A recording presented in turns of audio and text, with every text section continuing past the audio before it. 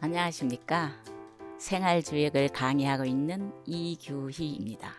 지난 시간에 43번 택천쾌계에 이어서 오늘은 천풍국계에 대해서 설명하겠습니다. 자, 그럼 시작하겠습니다. 자, 44번에 나오는 천풍국계는요, 위에는 금깨가 있고 아래에는 소음깨가 있습니다. 금깨의 자유는 하늘이 되고 소음깨의 자유는 바람이 됩니다. 그래서 계명을 이름 지을 때는 자연 그대로 천과 풍을 써주고 금깨와 소음깨가 만나서 어떠한 특징이 있는가 가지고 이름을 지었습니다. 그래서 천풍국깨라는 이름을 지은 겁니다. 국깨 앞에 요 여자가 있죠, 그죠? 여자. 요거는 음을 대표하는 겁니다. 음이 양을 만난다 그런 얘기입니다. 양이 음을 만나는 것이 아니라 음이 적극적으로 양을 만남이 됩니다.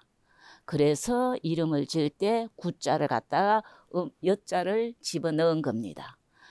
자, 국계를 그림을 보면은요, 양이 5개 있는데 음이 하나 생겼습니다. 음이 하나 생겨가지고 양을 만나는데 한 양만 만나는 것이 아니라 두루 다 만남이 됩니다. 그래서 보면은요, 국계는 두루 만나는 것이다. 하늘 아래 바람이 불면 일정한 부분만 바람이 스치는 것이 아니고 전체에 스치기 때문에 두루 만난다. 그런 의미가 있습니다. 자, 그리고 유가 강을 만나는 것이다. 강이 유를 만나서 이끄는 것이 아니라 유가 강을 만나서 이끈다. 그런 의미입니다. 자, 그리고 상하깨를 보면은 위에 금깨는 자연은 하늘이 됩니다. 자, 하늘은 어때요? 강해요. 여기서 강건하다는 것은 쉬지 않는다. 그런 얘기입니다.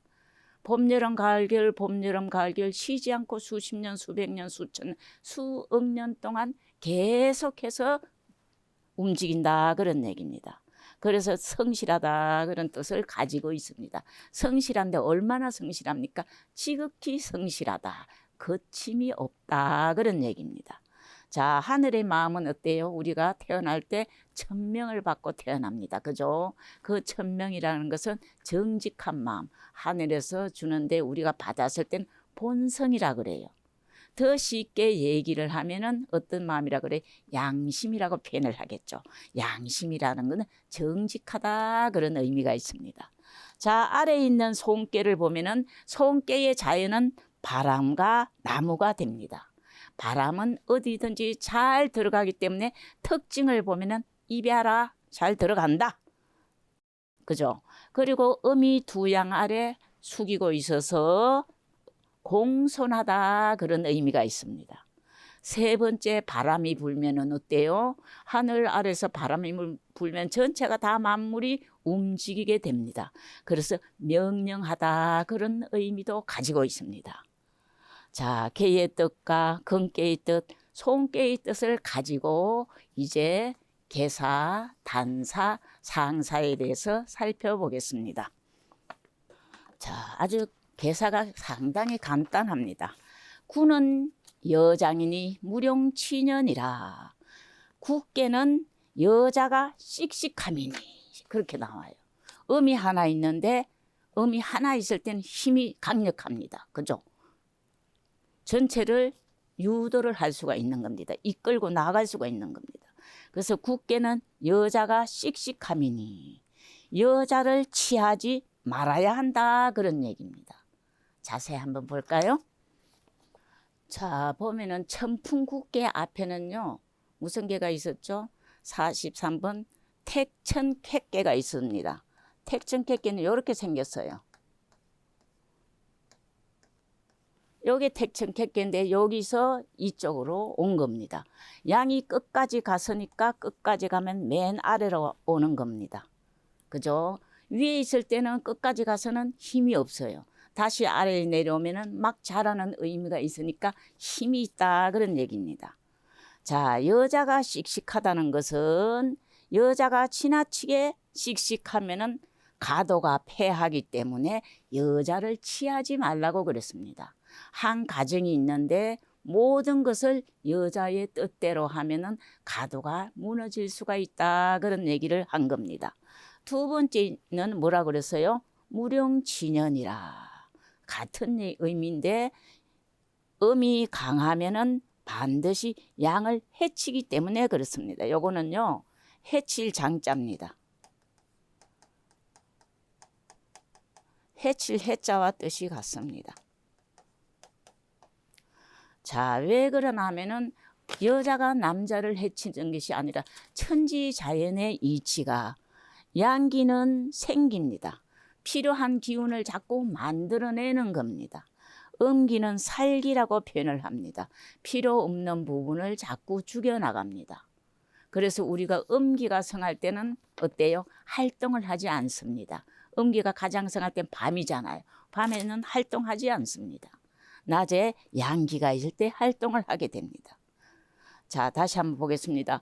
구는 여장이니 무령치년이라. 국계는 여자가 씩씩함이니 여자를 취하지 말아야 한다. 여자가 지나치게 씩씩하면은 한 가정이 있는데, 남녀가 만나는 것은 왜 만나요? 가정을 이루기 위해서 만납니다. 자, 그런데 가정을 이뤘을 때 여자가 지나치게 씩씩하면은 가도가 무너지기 쉽기 때문에 취하지 말라, 그런 얘기를 했습니다. 자연의 법칙은요, 음양이 교대로 우세합니다. 낮에는 양이 우세하고 밤에는 음이 우세합니다. 밤에는 기운이 살기가 있기 때문에 우리는 어떻게 해요? 밤에는 활동하지 않고 낮에 활동을 하게 됩니다. 그래서 너무 강한 음일 때는 취하지 말라, 그런 얘기입니다. 자, 그럼 단사를 한번 볼까요? 자, 단알구는 우야니 유강야라. 무령치년은 불가여 장야 일세라. 개사를 가지고 자세하게 설명해 놓은 겁니다. 단에 말하였다. 국계는 만남이니, 구라는 것은 만남이니 유가 강을 만나는 것이다. 유가 강을 만나는 것. 요 유가 계주가 되는 거예요. 성계주. 계를 이루는 주체가 초여가 됩니다.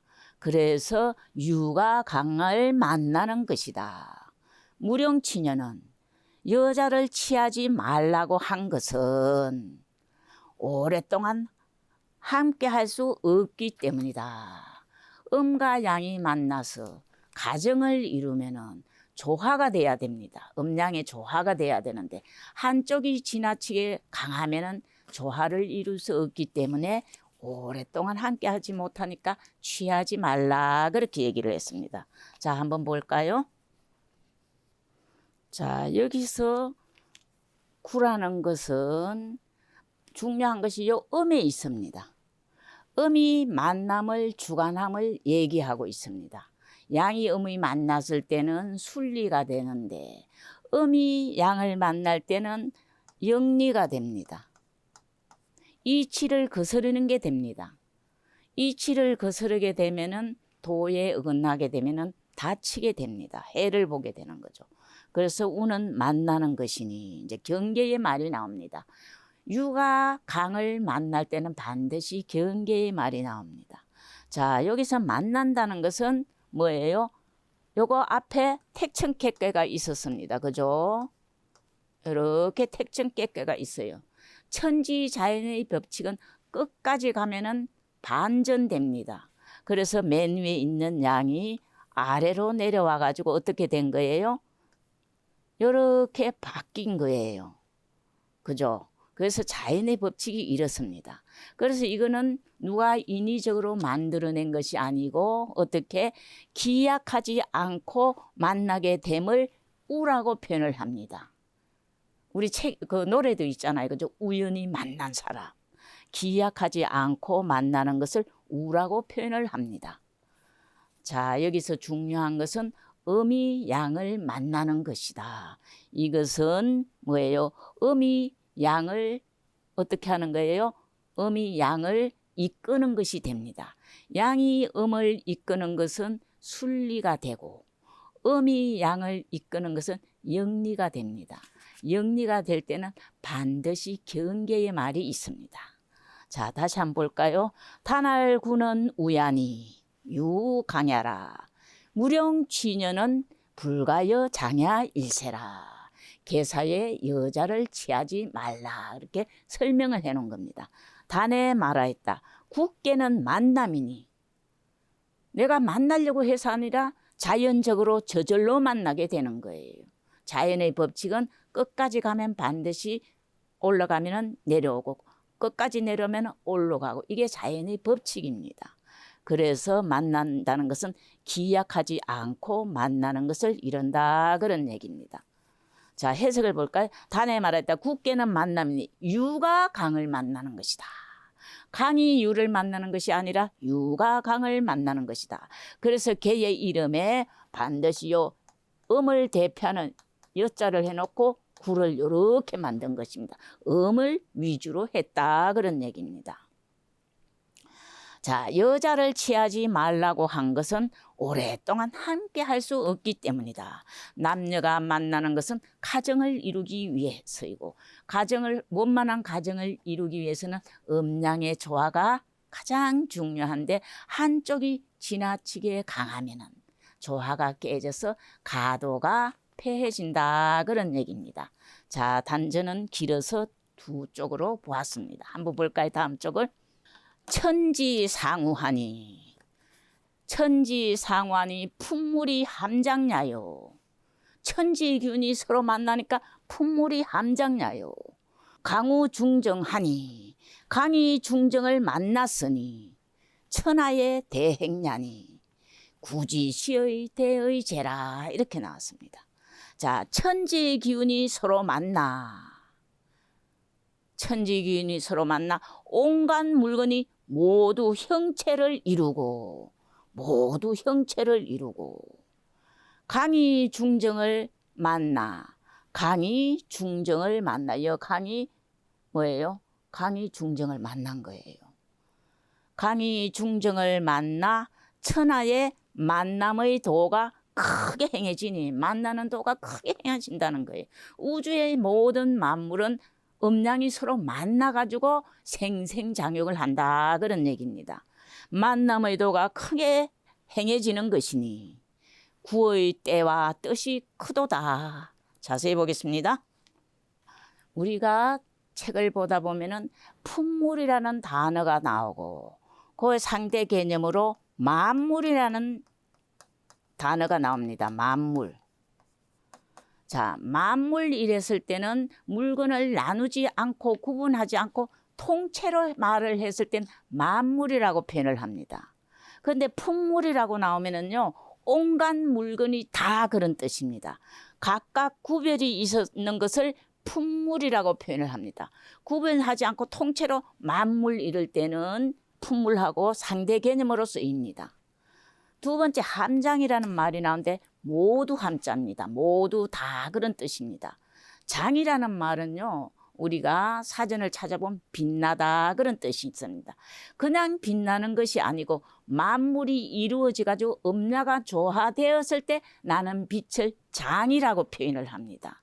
그래서 맹자에 보면은요, 일을 이루고 이루어진 일 또는 이루어진 물건, 이미 이루어진 물건, 콩이면 콩, 밭이면 밭, 사람, 동물이면 동물, 모든 것이 이루어진 물건, 이루어진 문장, 글 이런 것을 장이라고 표현합니다. 그럼 왜 빛이 나냐?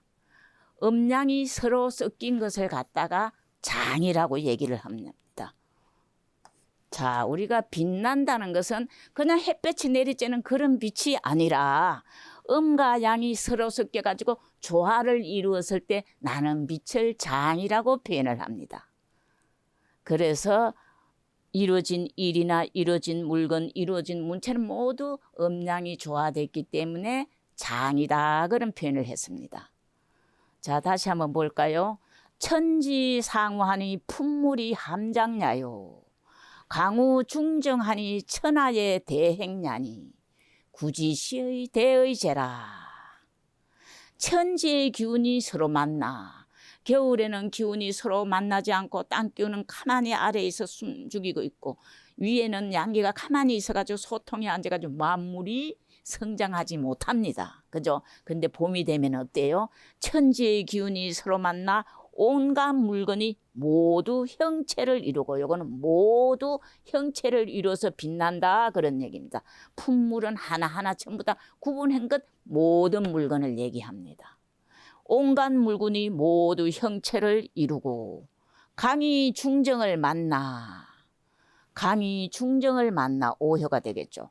강이 중정을 만나 천하의 만남의 도가 크게 행해지는 것이니 크게 행해진다는 것은 한 부분만 만물이 발생하여 자라는 것이 아니라 천지 만물이 음기운 양기운이 만나가지고 교합을 하게 됩니다. 만물이 다 생장수장을 한다 그런 얘기입니다. 크게 행해지는 것이니 구의 때와 뜻이 크도다. 공자께서 찬탄을 하신 것입니다. 천지자연의 도에 따라서 만물이 생장수장하는 것을 보고 공자님께서 찬미하신 글입니다. 자, 그러면은 상하를 한번 보겠습니다. 상활 천하유풍이 군이 후이하야 시명고 사방하나니라. 상이라는 것은 이렇게 6개를 다 통틀어서 얘기합니다. 그래서 대상이라고 표현을 합니다.